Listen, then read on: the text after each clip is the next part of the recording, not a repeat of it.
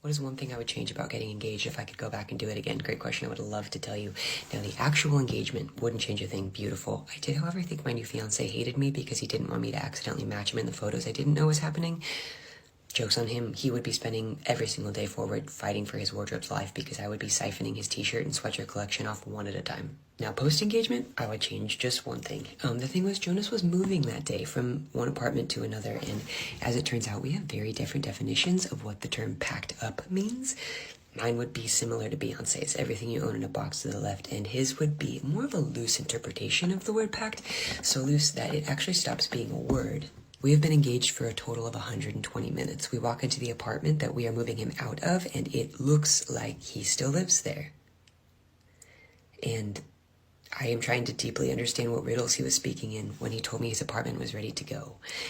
And then I remember every major life event that's ever happened to me, I've basically put off preparing for it almost to the point where I ruin it for myself, so my empathy kicks in, and I just start shoving things into boxes quickly. After 45 straight minutes of panic packing in silence, that was my moment that I decided to say, I thought you said you were packed. Here's the thing about that sentence. There was a very short window of time, the moment we walked through that door of the apartment, where that would have been funny. Not like haha funny, but like cries and procrastination type funny. That window is gone, sealed shut. There's a brand new layer of drywall just constructed over that window. It's dead to us. So for me to let those words leave my mouth, I immediately thought that wasn't helpful. He hits me with, I did back.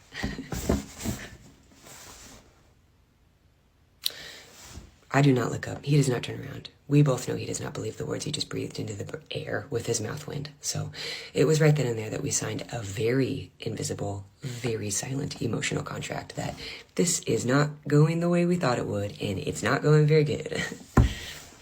The day progressively got better, and we now laugh about it. Thank you. We matched. This was me finding my dress. For my son's second birthday party, we kind of went all out. I sent my husband to the grocery store and I'm like, can you get a boxed cake? And just look at the back because sometimes it'll say like you need eggs, oil. Goes to the grocery store, gets a boxed cake, comes back. I go to make it and I'm like, where's the oil? And he goes, oh, it said that you could substitute with butter. So I just figured since we have so much butter, we could just use butter. And I was like, that's absolutely not the same thing. And I actually downward spiral. So I'm putting the cake together and I put the eggs in, butter in, freaking butter. Mixing it up. And it is very thick. Trying to mix the spoon through it. And then I put it into the tins. Then I finally put it into the oven. And as it turns out, I was so focused on the butter that I forgot to add the only ingredient you don't even have to buy, water.